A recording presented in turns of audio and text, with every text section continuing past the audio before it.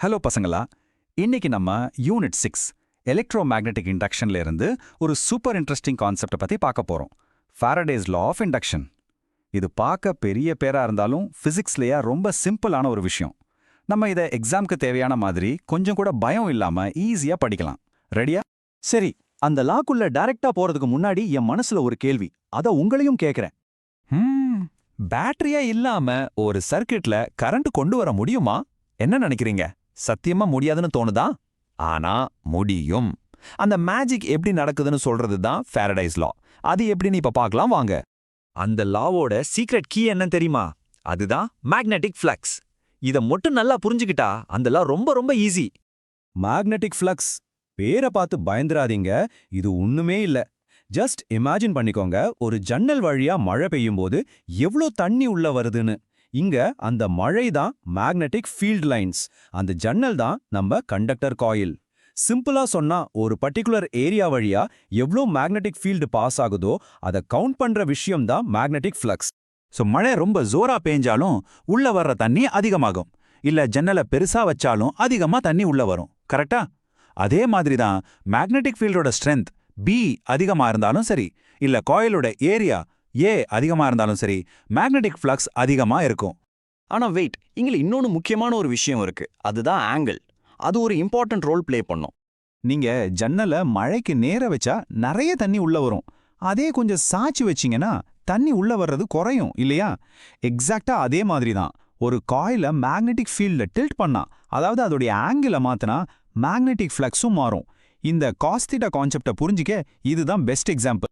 Super, இப்ப நம்ம magnetic ஃப்ளக்ஸ்ல strong ஆயிட்டோம். சோ வாங்க இப்ப எக்ஸாம் பாயிண்ட் ஆஃப் வியூல ஃபாரடேஸ் லா என்ன சொல்லுதுன்னு பார்க்கலாம். இதுதான் நம்ம NCERT புக்ல இருக்கிற எக்ஸாக்ட் டெஃபினிஷன். இந்த லைனை அப்படியே நினைவு வச்சுக்கோங்க. பயப்படாதீங்க. சிம்பிளா சொன்னா, ஒரு சர்க்கிட்ல உருவாகிற இன்டியூஸ்ட் EMF அந்த சர்க்கிட்ல மேக்னெட்டிக் ஃப்ளக்ஸ் மாறுற ஸ்பீடுக்கு ஈக்குவலா இருக்கும். எவ்ளோ வேகமா ஃப்ளக்ஸ் மாறுதோ அவ்ளோ அதிகமா EMF கிரியேட் ஆகும். இதுதான் அதோடைய எக்ஸாம் சேஃப் ஃபார்முலா. இங்க எப்சிலான்னு சொல்றது இன்டியூஸ் BMF. அது ஜஸ்ட் ஒரு வோல்டேஜ் மாதிரி தான். அந்த d∅b/dt-னா rate of change of magnetic flux. அதாவது மேக்னெட்டிக் ஃப்ளக்ஸ் எவ்ளோ ஸ்பீடா மாறுதுங்கிற விஷயம் தான் அது. அந்த ஸ்பீடு அதிகமா இருந்தா EMF-வும் அதிகமா இருக்கும். சிம்பிள். சரி, லா தெரியும், ஃபார்முலாவும் தெரியும். ஆனா இது ஆக்சுவலா எப்படி ஒர்க் ஆகுது? வாங்க அதை ஸ்டெப் பை ஸ்டெப்பா பிரேக் டவுன் பண்ணி பார்க்கலாம். பாத்தீங்கன்னா, அந்த மேக்னெட்டிக் ஃப்ளக்ஸை மாத்துறதுக்கு உங்ககிட்ட 3 வழி இருக்கு. ஒன்னு, நீங்க மேக்னெட்டிக் ஃபீல்டோட ஸ்ட்ரென்த்தை மாத்தலாம். ரெண்டாவது, காயிலோட ஏரியாவை மாத்தலாம். இல்லனா மூணாவது, அவங்களுக்கு நடுவுல இருக்கிற ஆங்கிள் தீட்டாவை மாத்தலாம். இந்த 3ல ஏதாவது ஒன்னு நீங்க மாத்தினாலே போதும், EMF இன்டியூஸ் ஆயிடும். வாங்க ஒரு குட்டி எக்ஸாம்பிள் பார்க்கலாம். ஒரு காயிலோட இனிஷியல் மேக்னெட்டிக் ஃப்ளக்ஸ் 10 வெபர்னு வச்சுக்கலாம். கொஞ்ச நேரம் கழிச்சு ஃபைனல் ஃப்ளக்ஸ் 4 வெபரா குறைஞ்சிடுச்சு. இந்த மாற்றத்துக்கு எடுத்துக்கிட்ட டைம் லெட்ஸ் சே 2 செகண்ட்ஸ். இப்போ இன்டியூஸ்ட் EMF எவ்வளோன்னு கண்டுபிடிக்கிறது ரொம்ப ரொம்ப சிம்பிள். ஃபர்ஸ்ட் ஃப்ளக்ஸ்ல எவ்வளோ சேஞ்ச் இருக்குன்னு பார்க்கணும். 10 - 4 which is 6 வெபர். இப்போ ரேட் ஆஃப் சேஞ்ச் கண்டுபிடிக்க அந்த 6 வெபரை டைம், அதாவது 2 செகண்ட்ஸால டிவைட் பண்ணுங்க. 6 divided by 2 என்ன? 3. ஸோ நம்ம இன்டியூஸ்ட் EMF 3 வோல்ட்ஸ். அவ்வளோதான், சிம்பிளா முடிஞ்சிருச்சு. ஓகே, இப்போ ஒரு முக்கியமான விஷயம். நம்ம எக்ஸாம்ல ஸ்டூடெண்ட்ஸ் பண்ற காமன் மிஸ்டேக்ஸ், அதாவது சைலண்ட் கில்லர்ஸை பார்த்து பார்க்கலாம். இதுல தான் மார்க் போக நிறைய சான்ஸ் இருக்கு. ஸோ கவனமா கேளுங்க. ரொம்ப பெரிய தப்பு என்ன தெரியுமா? ஒரு மேக்னெட்டிக் ஃபீல்டு இருந்தாலே கரண்ட் வந்துரும்னு நினைக்கிறது தான். அது அப்சல்யூட்லி தப்பு. கரெக்டான விஷயம் என்னன்னா, ஒரு சேஞ்சிங் மேக்னெட்டிக் ஃப்ளக்ஸ், அதாவது மாறிக்கிட்டே இருக்கிற மேக்னெட்டிக் ஃப்ளக்ஸ் இருந்தா மட்டும்தான் கரண்ட் இன்டியூஸ் ஆகும்.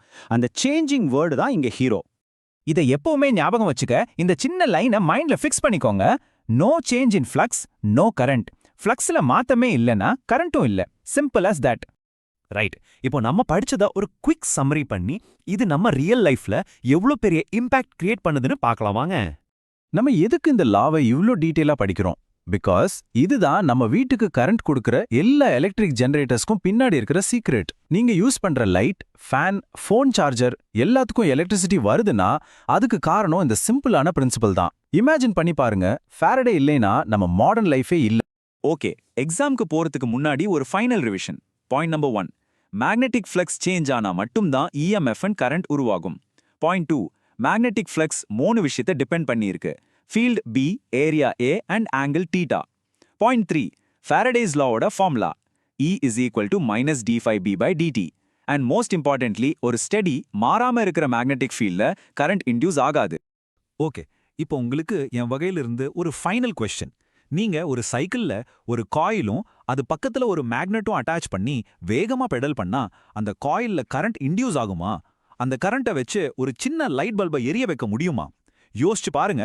ஃபாரடேஸ் லாவை யூஸ் பண்ணி இதுக்கு ஆன்சர் கண்டுபிடிக்க ட்ரை பண்ணுங்க. நம்ம அடுத்த டாபிக்ல சந்திப்போம். All the best.